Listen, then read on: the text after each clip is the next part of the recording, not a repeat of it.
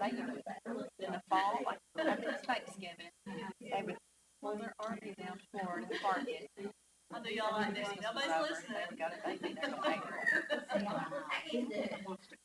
Okay, so we are about to finish Esther, hopefully tonight, and then the video next week, and then we're gonna do something special the last week. So tonight's lesson is about Purim. We're in chapter 9, and we're gonna start at verse 20 in just a minute. So what do you know about the holiday of Purim? Nothing till I read this. Nothing till you read this. That's basically me. Nothing till you read this. Anybody? It says something about fasting. Yeah, well, we're going to talk about all that. That's right. Okay. Well, like we said last week, one of the reasons the book of Esther was written was to tell the story of Purim. And that doesn't mean a whole lot to us today, but it did to them at that time. Okay? The Jews still observe Purim now, and it's in the month of March. I don't know if the date changes. Probably does, because all of those Easter and everything changes, around there. So it probably does, but I don't know. I don't know that. It may not.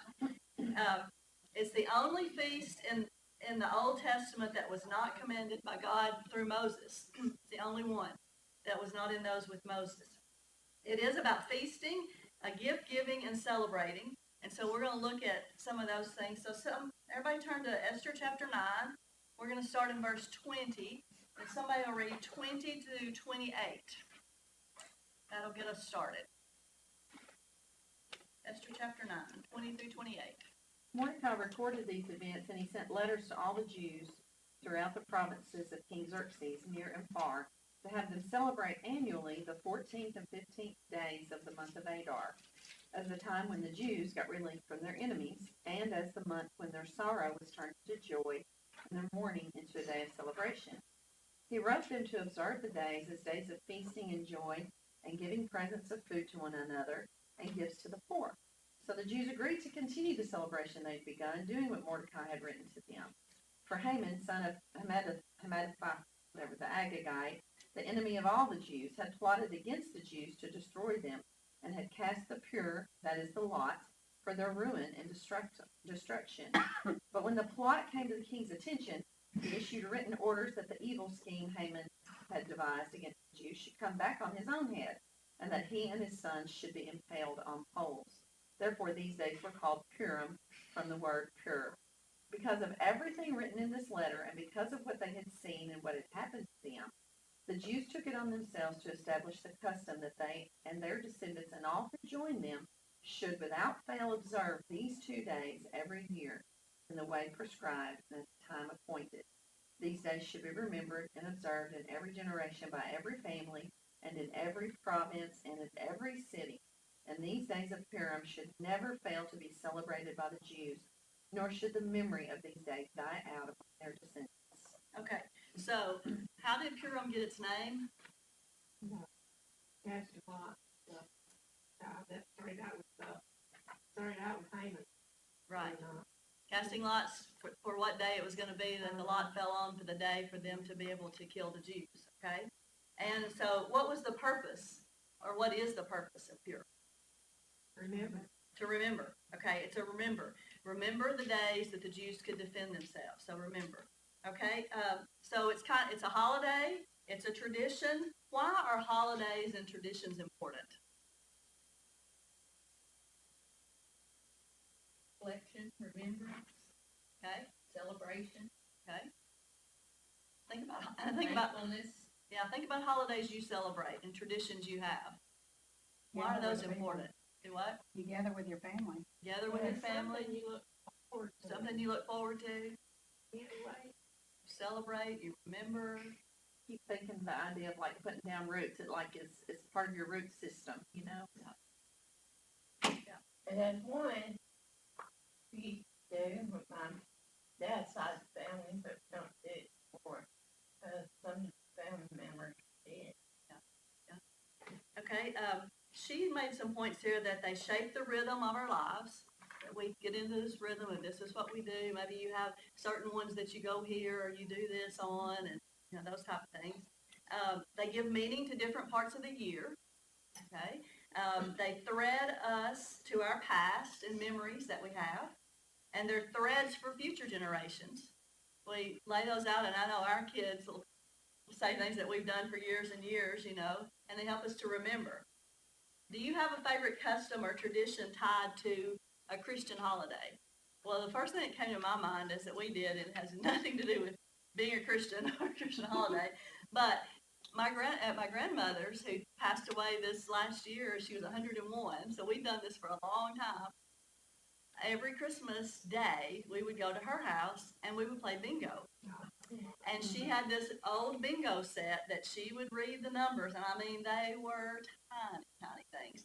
And we had bingo cards that we had used forever. And she would buy all kinds of stuff at the dollar store, and everybody would bring stuff. So there'd be toothpaste, and there'd be, you know, box of chocolate-covered cherries, and all this kind of stuff, you know. And we just had the biggest time doing that. And she loved it because everybody would fuss over stuff, you know, try to bingo first. The first number she'd call out, somebody yelled bingo. And they're like, bingo yet, you know. And we did that, and our kids grew up doing that and just loved doing that. And then I think it was last year, it was the last Christmas, not this Christmas, but the last Christmas, that Holly Beth, Sherry's oldest daughter, made us all little bingo cards out of wooden ornaments for our Christmas tree with Mama's handwriting on them. They're so sweet, you know, so special. And that's something, you know, that we just cherish. And Danny would always try to get every tube of toothpaste that was there. So every year my grandmother would get more and more because she loved to watch him just get it. And he said, this way I don't have to buy toothpaste all year. So lots of things there. So do you have a tradition, a custom, or something that you do that, you know, that your kids look forward to, or that, you know, you've handed down? I know you do, somebody. On Thanksgiving, we always have breakfast Okay. with country ham at Mama. Okay. Oh, Yeah. And it's different. You know, that's not your traditional Thanksgiving meal. Right. Yeah. Well, I know DJ looks forward to that. Yeah. My grandmother used to make pamper and ham sandwich. And my aunt does. Yeah.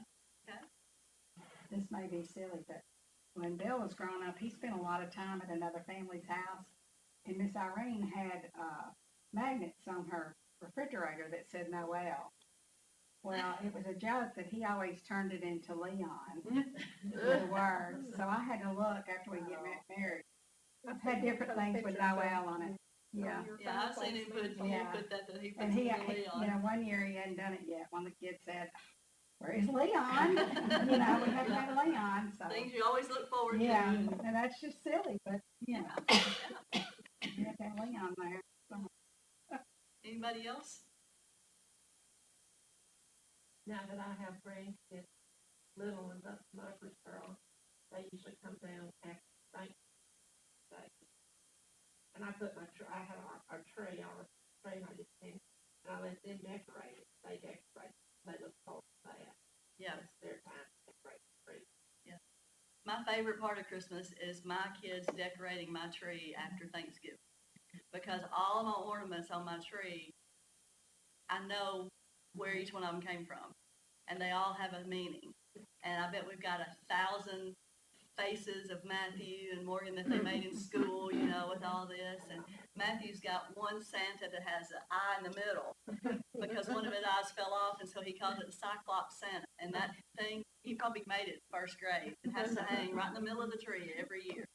One side is Matthew's, one side is Morgan's. They fight over still where things go, but I love to just sit back and listen to them and look at all those ornaments and think about where they came from. You know, that's just fun with traditions and remembering. Yeah. And we need things like that to help us to remember. And like you said, it brings the family together. It has some good times and can laugh together and just be together. And that's the purpose of them celebrating this, to remember, to not forget what happened and what good things happened to them then. My kids, I always look forward to their favorite foods. Yes. Oh, yeah. Yep. They always expect those things, don't they? Yep. We all do. Big thing, Uh-huh. I think it's an ornament. It's a towboat. I put it in the Christmas celebrate like every Christmas, down 50. I got it for them before they died. And I still pay it. We've all got all of those things, don't we? Okay? All right, well, look at verse 20. Verse 20 says, Mordecai recorded these events, and he sent letters to all the Jews throughout the provinces of King Xerxes, near and far. Okay?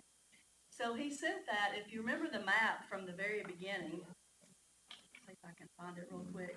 And I know this is very small looking, but how big this area was. This right here is 900 miles. Just that. Okay? So all of these provinces is where he sent these letters. These are, everybody here is to remember that. 2,000 miles of landscape there is celebrating. 2,000 miles. I mean, that's a lot, especially in that time. You know, we wouldn't think about it as much today being that difficult, but think about then, okay? And so the Jews in Susa, the Jews in Jerusalem, all the Jews celebrated this, okay? Because it was all the Jews that were going to be annihilated. And so all the Jews were to celebrate, all right? And Isaiah prophesied peace and peace to those far and near. So even back in the prophecy, it was going to be peace to those far and near. And maybe Mordecai knew that the Jews' deliverance as a fulfillment of that prophecy from Isaiah when he sent the letters to all those Jews. Maybe he knew that this was to be done far and near. You know, he would have had access to that. Okay, so the Jews would celebrate on the 14th and the 15th because she seemed to think, and I don't know if this was true or not, but she seemed to think that on the 14th, the rural Jews celebrated, and on the 15th, those within the city. It wasn't like they had 2 days of it. It was like the ones far away and then, you know, within the city walls. Now, why did they celebrate on the 14th and 15th and not on the 13th, the actual day of the battle? The 13th was when the battle was. Right. Okay? And if you look, it says, they had them celebrate annually the 14th and 15th days of Adar as the time when the Jews got relief from their enemies, and as the month when their sorrow was turned to joy and their mourning into celebration. Okay? So that's when they got relief. All right? They got to settle. They got to rest. You know, they got freedom. And so they're celebrating that. Okay? Respite from their enemies. So how might their celebration of this God-given rest, because God gave them rest on these days, because it gave them a relief, look different than if they were celebrating victory over the battle? If they celebrate on the day of it and victory, we won, we won, we won, how would that look different than we're celebrating the days, these 2 days Now of they're- relief, They're celebrating deliverance. right? Now they're free, not being persecuted. Right. And how might you feel different in that kind of celebration than in celebrating about a victory? Victory might be a parade or something like that. Or, I don't know. That just seems like it would be a different type of celebration for sure. Right. This would be a time of gratitude, joy, And the relief, God did this. You know, sometimes it's not about a military victory. If we win a battle, we look what we did. We beat them or something, you know. But they're enjoying rest. They're enjoying community and joy and gratitude because they knew that this had to be a God thing. You know, victory they might have thought they wanted. I don't know. That's just an idea there. Okay. But when we focus on God's gift of freedom and rest, we give the glory to Him instead of our own strengths and our own power to gain a victory. Glory goes to God. Okay? Somebody turn to Hebrews chapter 4 real quick. Hebrews chapter 4, verses 9 through 11.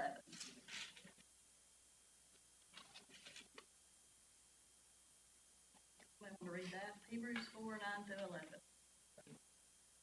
There remains then a Sabbath rest for the people of God. For anyone who enters God's rest also rests from their works, just as God did his.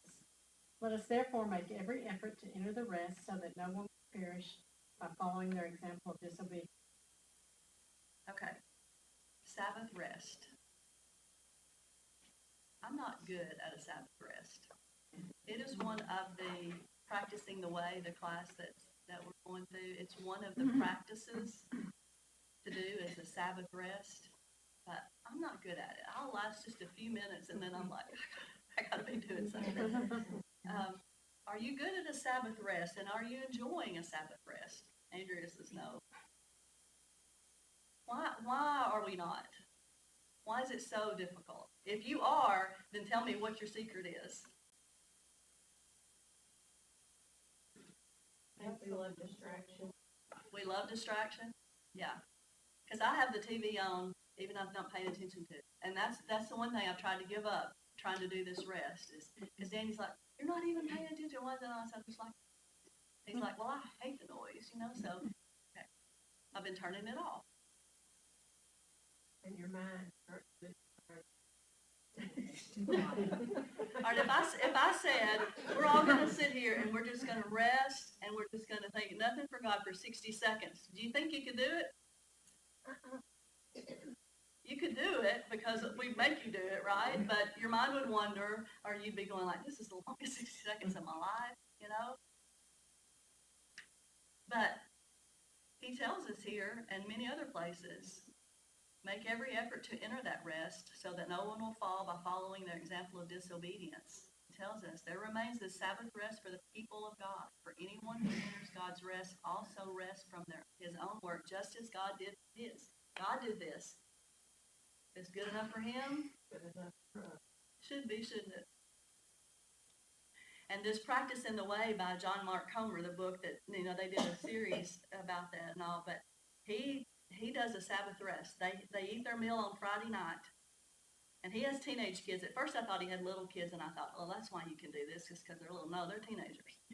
So they put their phones up, all four of them, after dinner, and they don't do anything till dinner the next night, except things they enjoy.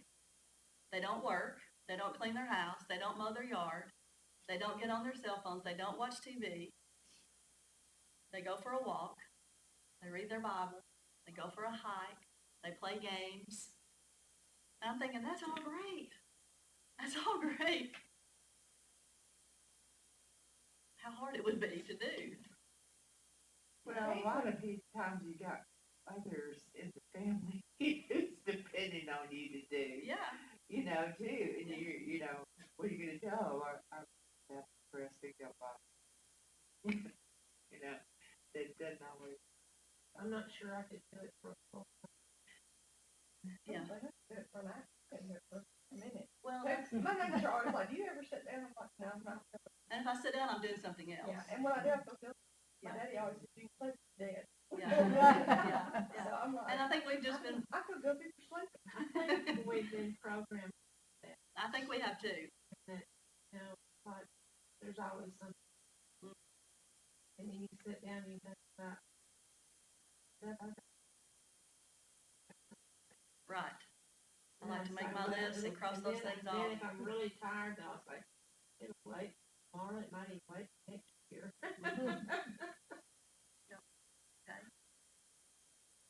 Well, that's a whole other topic we could spend a whole lot of time on It's hard to do. that we need to do. I'm speaking myself to do better. That's very hard, but I think it's commanded. I think it's there for a reason. I think it's something we should do. I think it's just something our society and our culture just doesn't do. Other places do much better than us.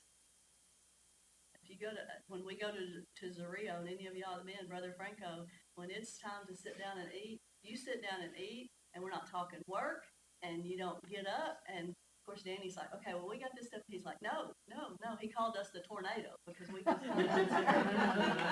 he's like, no, this is a time that we're not doing that. You got to rest. And he'd go back and take a nap, and we'd be sitting around going, okay, we could be doing something right now. Taking a nap. Yeah, that's part of rest, right? Okay. Okay, well, Esther chapter 9, verse 22 says, as the time when the Jews got relief from their enemies, and the month of their sorrow was turned into joy, and their mourning into celebration. So their sorrow was turned into joy, their mourning was turned into celebration. So, sounds like a great thing to celebrate, right?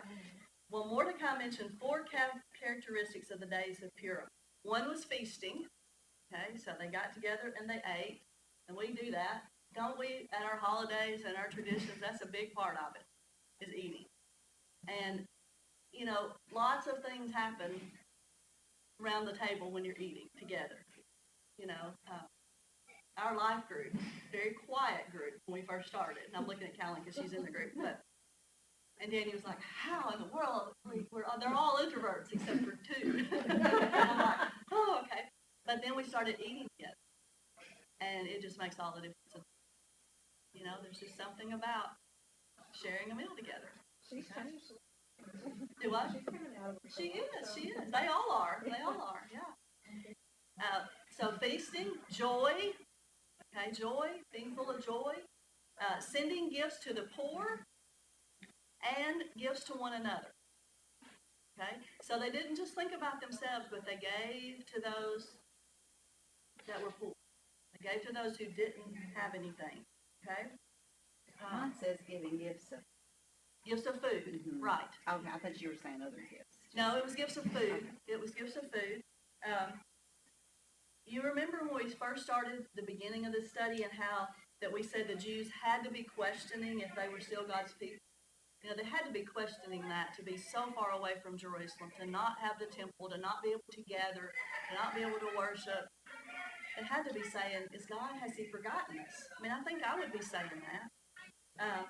Asking, does his promises still apply to me? Well, these 13th and 14th victories were a resounding yes.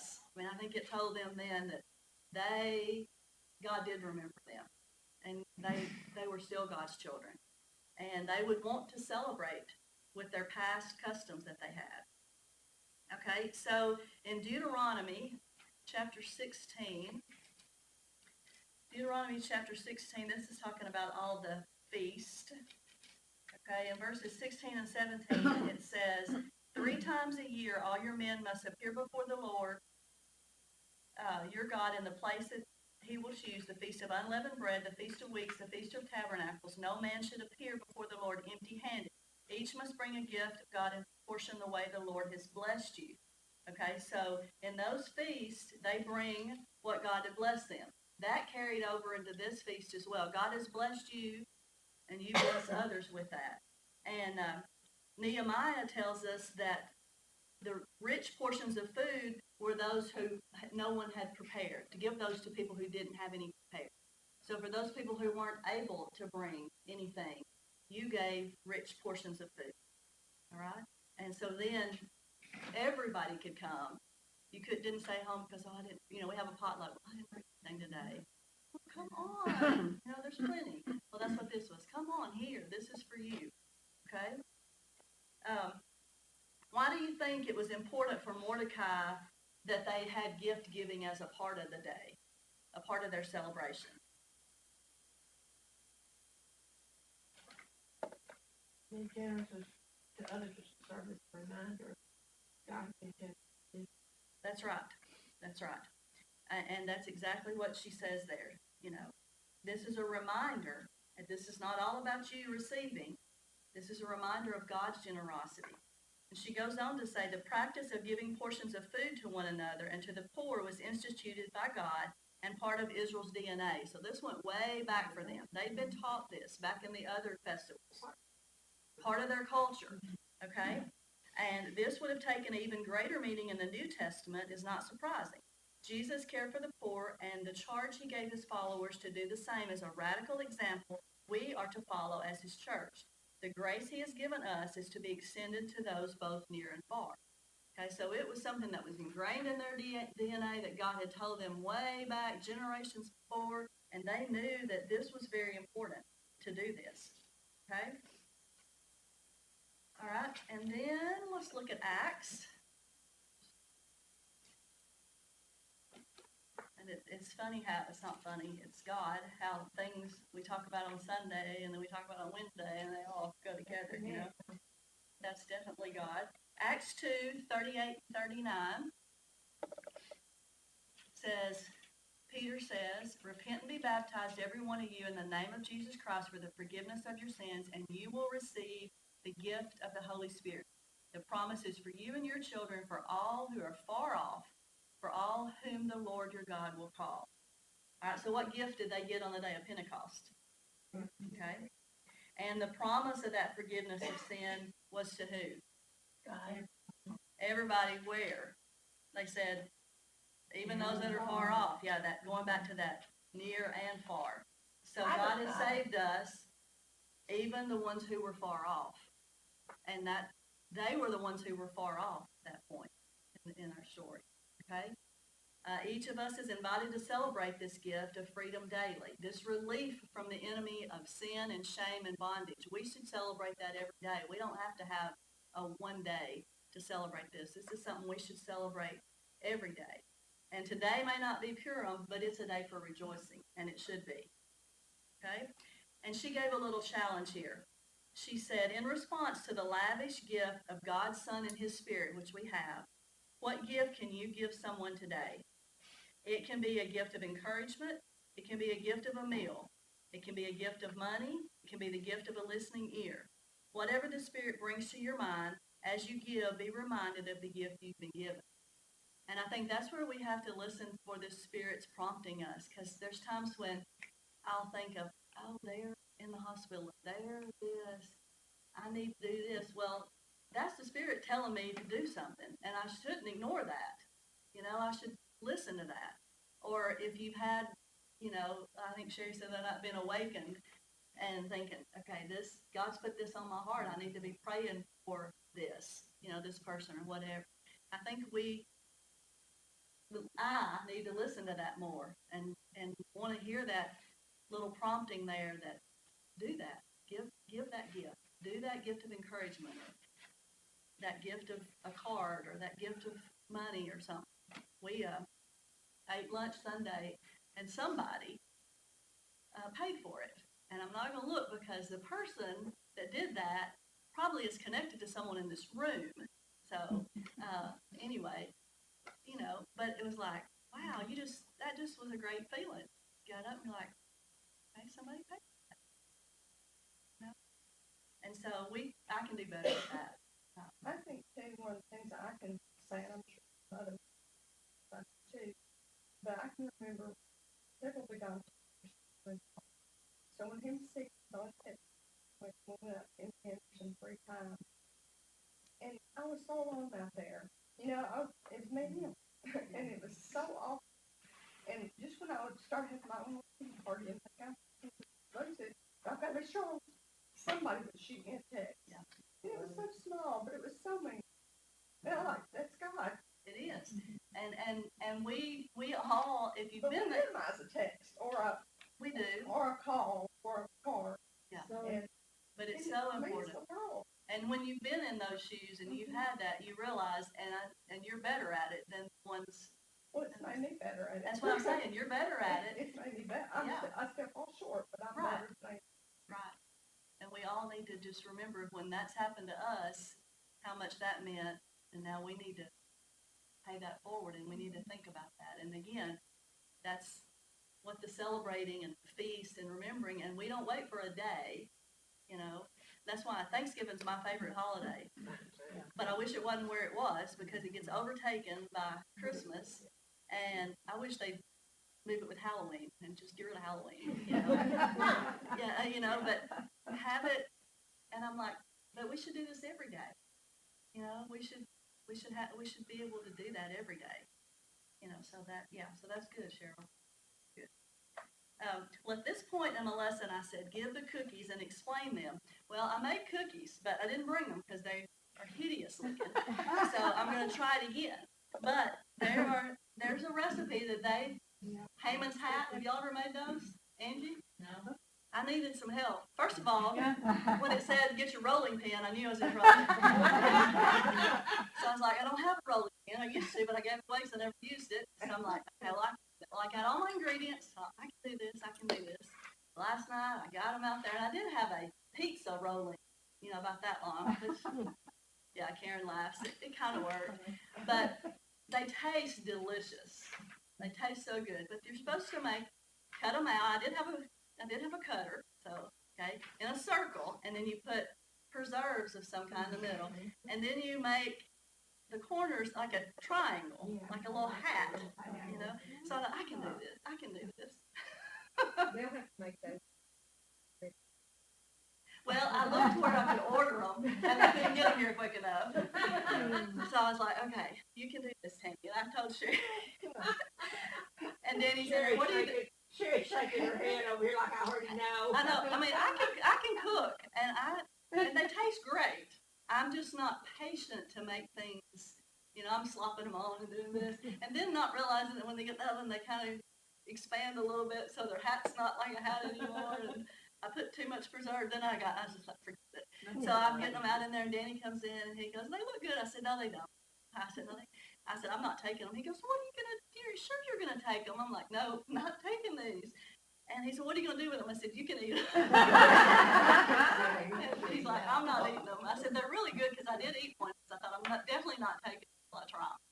And they taste delicious. So I'm going to try again for next week. So we'll see. Maybe you'll have them for next week, maybe not. I'm going to get a rolling pin. I'm going to get a rolling pin. And I'm going to get my dough thinner than I got it. I got it too thick, not realizing it dries so much. It dries a lot. Anyway. I actually pulled up a really easy It's recipe really to do easy. that today, and I had all the ingredients. Yeah, it's I asked- super easy. Yeah, It's I asked flour. Mike, I said, will you help me? Orange juice, Yes, Um, oil. 3 uh, eggs. Yes, 3 eggs and vanilla. Yeah. How and hard then could it be? preserves. And then it said, add flour until you get it. To the consistency, then you Yeah, and I roll was it like, out. oh, is this good? Is this good? I don't know. 'Cause I told him, I don't said, make bread. everybody would really be, they love you if you would help me make these. And he said, he looked at it, he said, okay, let's go make them. And so we went over to the kitchen. He said, gotta roll them out. I said, I know.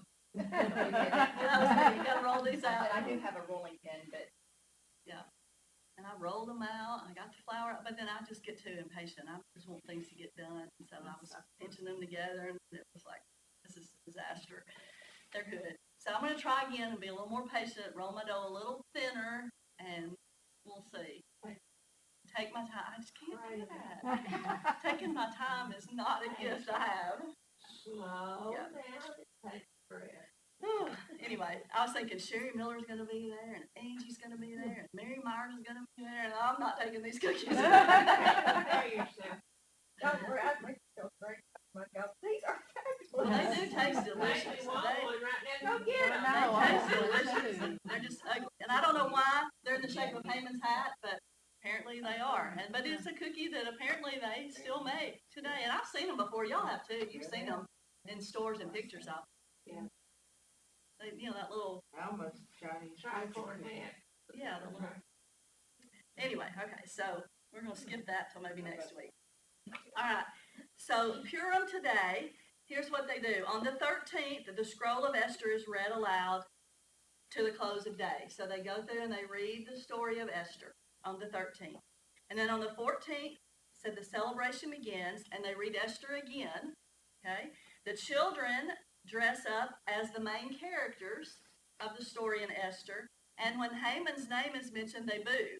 Okay, so they yell boo, when Haman's name is mentioned. They sing songs, they tell jokes, all kinds of things that would just be fun and laughter, and then they give gifts to their family, they give gifts to the poor, and they have an evening meal together. I think we need to start celebrating Purim, don't y'all? That sounds pretty fun to me. But that's what they do on those days now. So, anyway, maybe we'll have some cookies next week. Okay, so then, talking about singing songs, okay? Going on in Esther, get there. We're going to get to the end, I promise. Okay, Mordecai is now second in command. Okay, Esther is now the queen, and the Jews have been delivered. A little over a century before that, the Jews had been deported in Babylon. They were no longer in Jerusalem. And Esther was an orphan, and Mordecai was taking care of her. And now look how the tables have turned. Okay? And there was a Psalm 137 that expressed their grief. And I was going to read it just real quick. And this was a Jewish exile wrote this psalm. And when they mention Zion, he's talking about Jerusalem. Okay, so he says, by the rivers of Babylon we sat and wept when we remembered Zion, for Jerusalem. There on the poplars we hung our harps, for there our captors asked us for songs. Our tormentors demanded songs of joy. They said, sing us one of the songs of Zion. How can we sing the song of the Lord while we're in a foreign land? If I forget you, O Jerusalem, may my right hand forget its skill. May my tongue cling to the roof of my mouth if I do not remember you. If I do not consider Jerusalem my highest joy. Remember, O Lord, what the Edomites did on the day Jerusalem fell. Tear it down, they cried. Tear it down to its foundations. O daughter of Babylon, doomed to destruction, happy is he who repays you for what you have done to us, he who seizes your infants and dashes them against the rocks. And that's not exactly what they had here, but that was just a Jewish exile expressing grief during this time, that all that was happened to them. But how can we sing a song of the Lord while we're in a foreign land?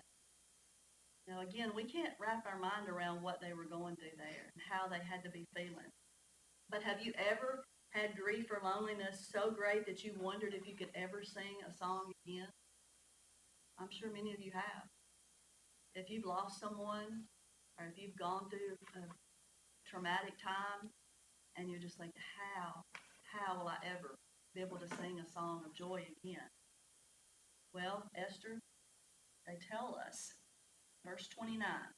So Queen Esther, daughter of Abihail, along with Mordecai the Jew, wrote this full authority to confirm this second letter concerning Purim. And Mordecai sent letters to all the Jews in the 127 provinces of the kingdoms of Xerxes, words of goodwill and assurance to establish these days of Purim at their designated times as Mordecai the Jew and Queen Esther had decreed for them, and as they had established for themselves and their descendants in regard to their times of fasting and lamentation. Esther's decree confirmed these regulations about Purim, and it was written down in the records. Okay, so this second letter just confirms the first. It's just like, we've done it, we're going to make sure everybody remembers it. Okay, and it established this new Jewish holiday. And Esther authorized this second letter. Did you notice that? Verse 29 says she was given full authority to confirm the second letter. That's pretty powerful, and that's a verse we just kind of overlook. She's come a long way. She's a woman at that time. She's a Jew. She's an orphan. She's come a long way there, and she's given full authority. No other woman among God's people wrote with authority to confirm and establish a religious practice that still stands today. She's the only one. That's a God thing. God put that because she had to really be, the king Ahasuerus really loved her because he listened to her. She knew how to talk to the king. Yeah. Really did. God gave her the voice to do that. Right. And the courage to do it. Absolutely. We look back on women in the Bible and Sarah and Hannah and think of motherhood and things with them, but Esther, she was a queen.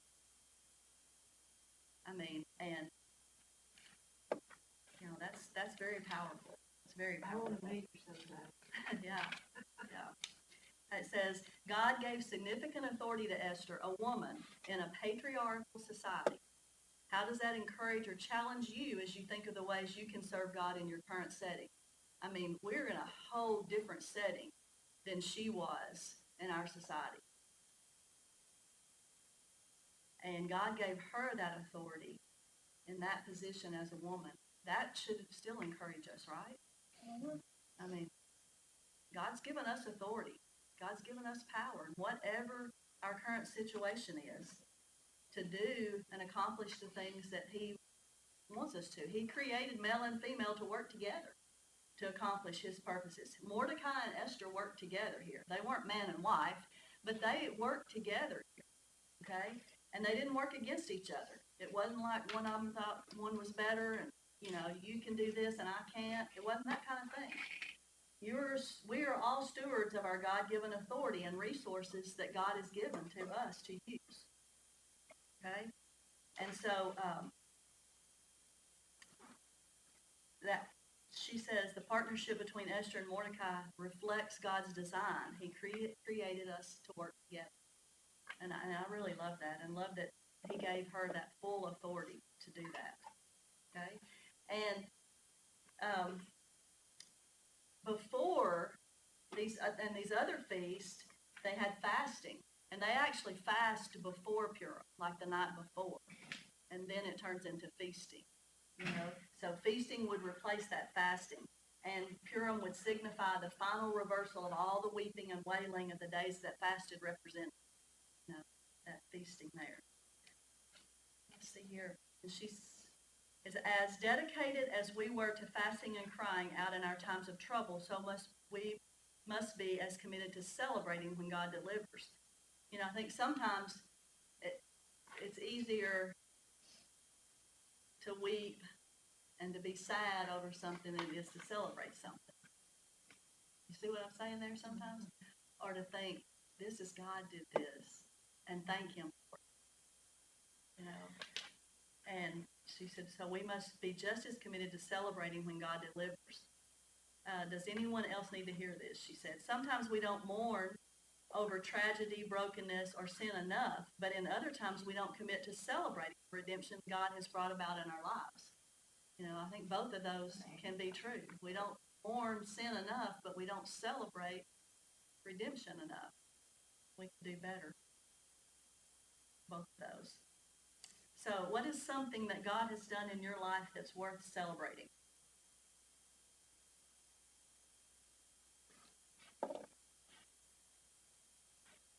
Well, I can tell you right off. I got 3 babies coming. Like we never have any babies coming. So, yeah. Yeah, I got. And they're 3 boys. Do y'all know that? Oh, 3 boys. Tell us their name. Their names are Daniel, Elijah, and Micah. oh. 3 prophets. Matthew wanted to name them Mark, Luke, and John.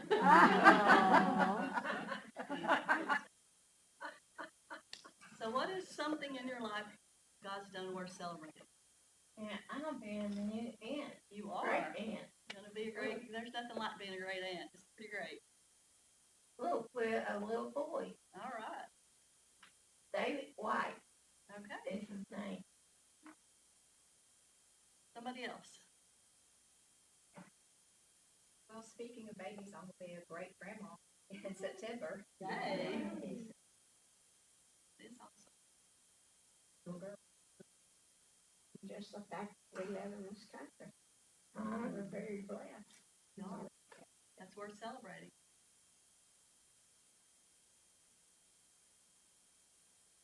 There's lots of things that we should be celebrating. I'm so thankful. Yes. From that way.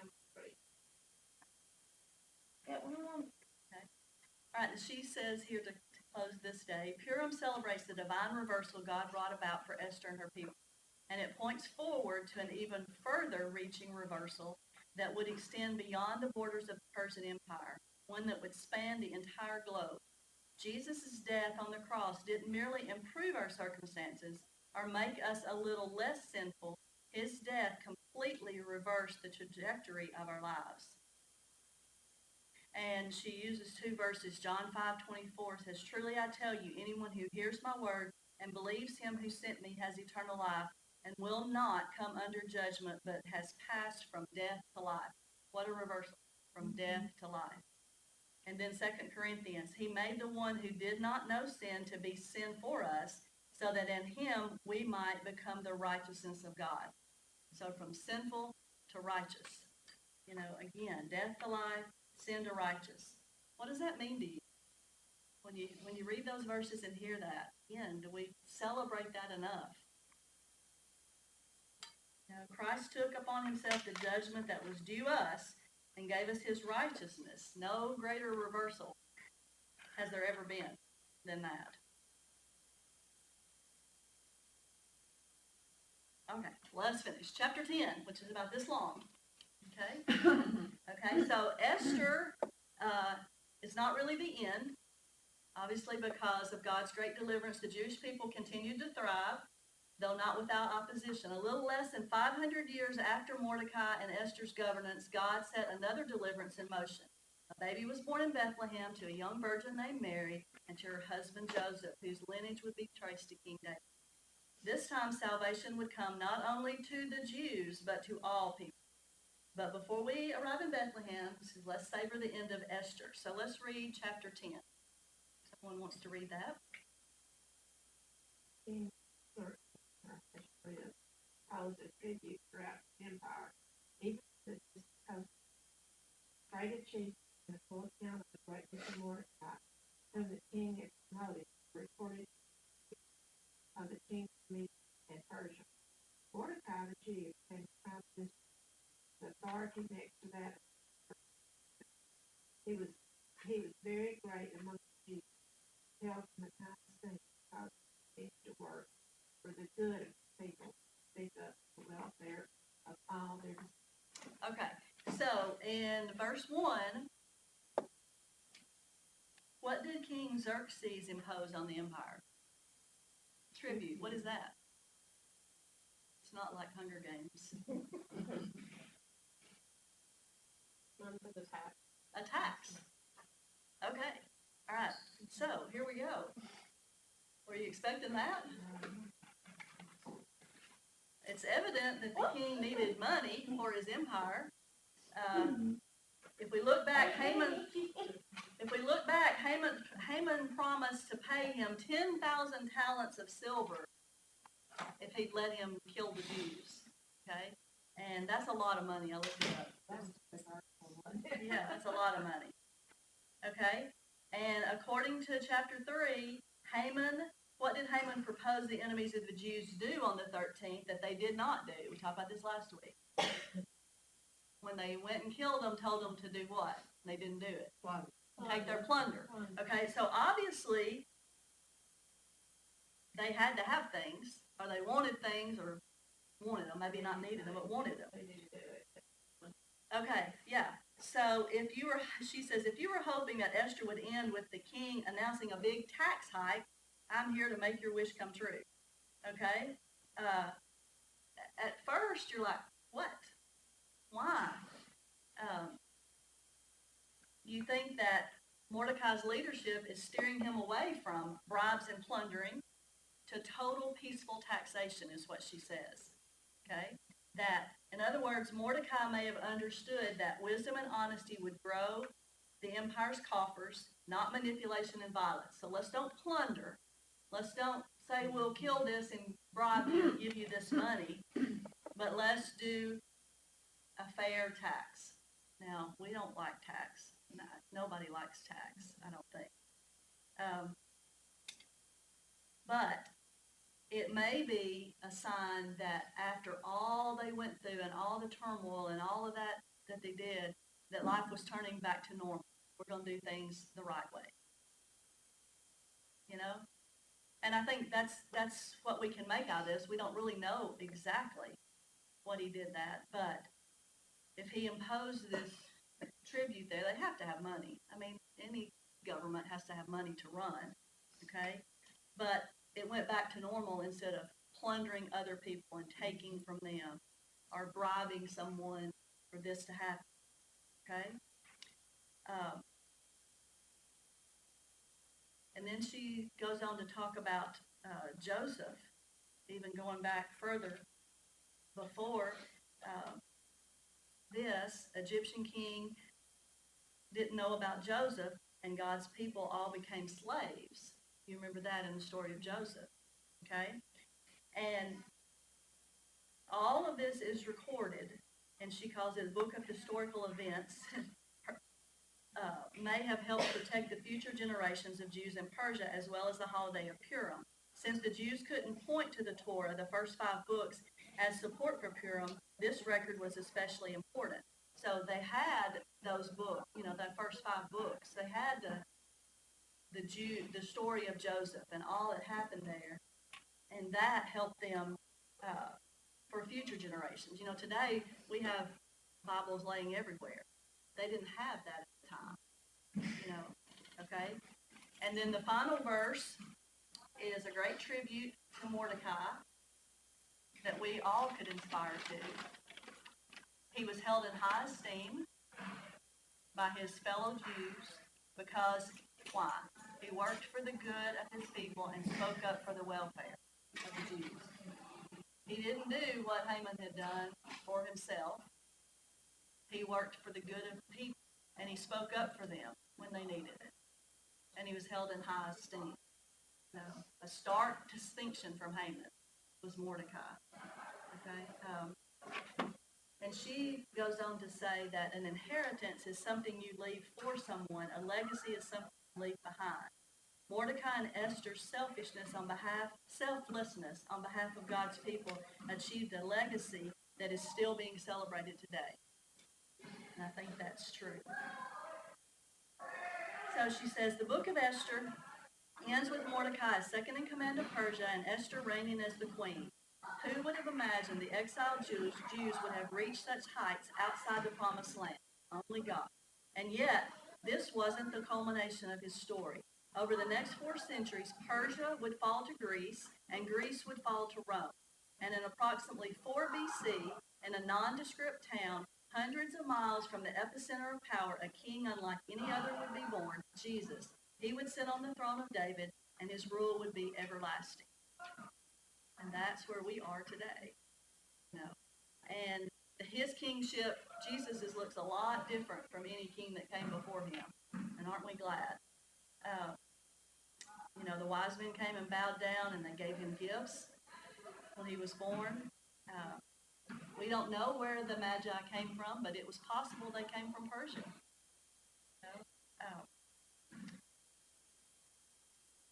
And a big reversal. Talk about a reversal. And she goes on to talk about, and we've talked about how God draws the least expected. Again, look back at Mordecai and Esther. We wouldn't have picked them.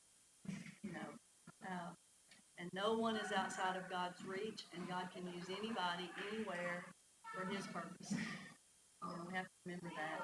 And don't forget that we are still God's people. And we need to be celebrating every day. Okay? So, next week, either Sandy or me, one, will make these cookies. Oh, well, she's not going to make them, I guess. God's telling me to make these cookies. Okay, I've had one practice, so it's on my shoulders. So we will watch the video, and I'll see you then.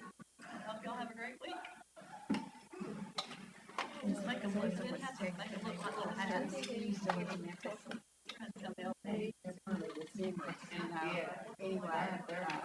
When I was first year, a couple years outside, it was right by where Baptist Walking like that, they do something there. it's called the Darrell Park. South College, because it was, I mean, the kitchen, because Susan just said that they finally, because a lot of times, I'm going downtown, but when you walk in the front door of the it had a phone down there, and they rang, those little ladies, I told her that's very exciting, they know everything. Anybody called, they rang my room, and but they done it on the outside, well, there wasn't much to do outside. Well, it's still there until she drove by. They're starting to demolish it. That's what she was saying. And that's how I told her, you know how tiny I promise you, we just walked in, walked right out. I mean, it's probably like that. The style was that wide, you know. Yeah, it was tiny, and the refrigerator was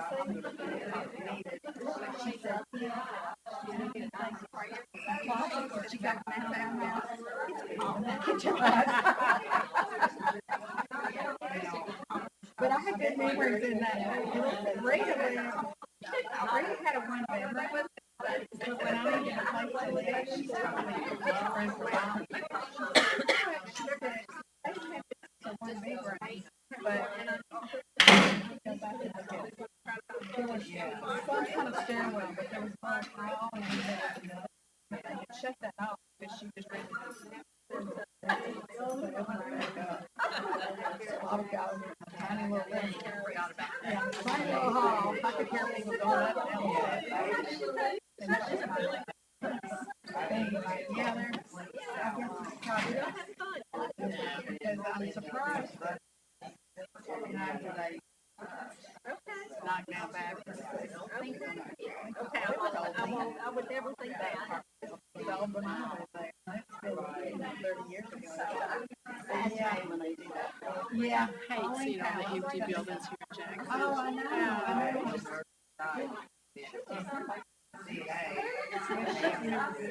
They're just saying it costs more to.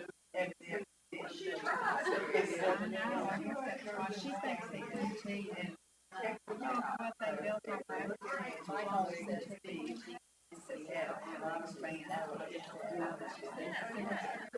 a restaurant, a motel.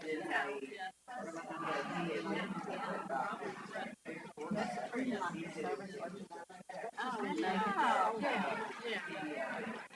say.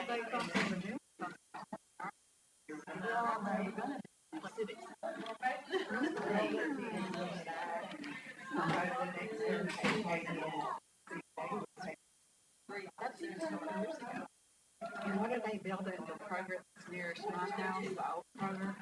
That's the one on, there's all those guys. And she's on, back way, behind that Progress, go out. It looks like there's something being built there.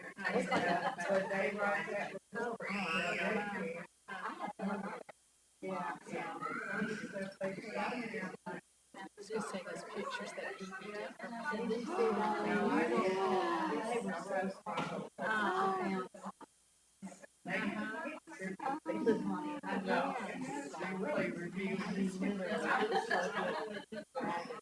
That she brought.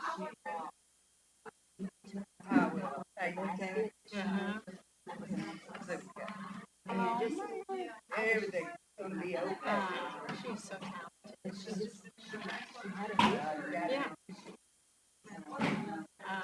I mean, that's priceless, but I, yeah. She can see it.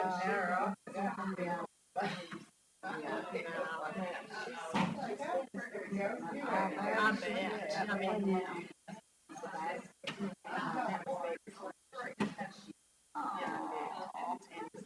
how special.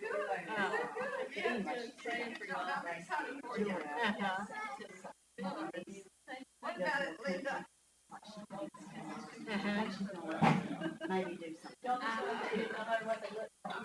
That was special. It was. She had given that to me. Three boys. Yeah. Could you believe it?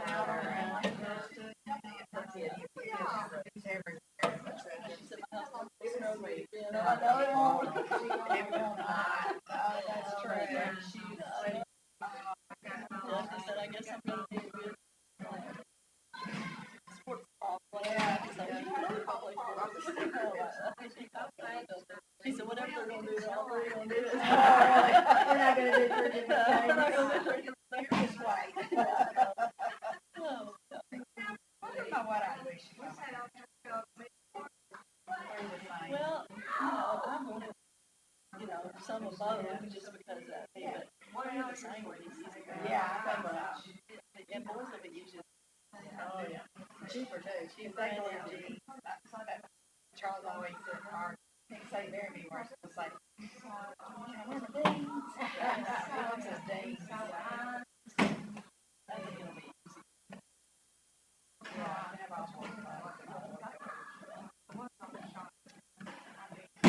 One bedroom, yeah. Yeah, for sure. If they stay in that house, they will be for a long time. Yeah. So exciting. She made Yeah, she's at that point. Yeah. That's what she said, overall, that. Yeah.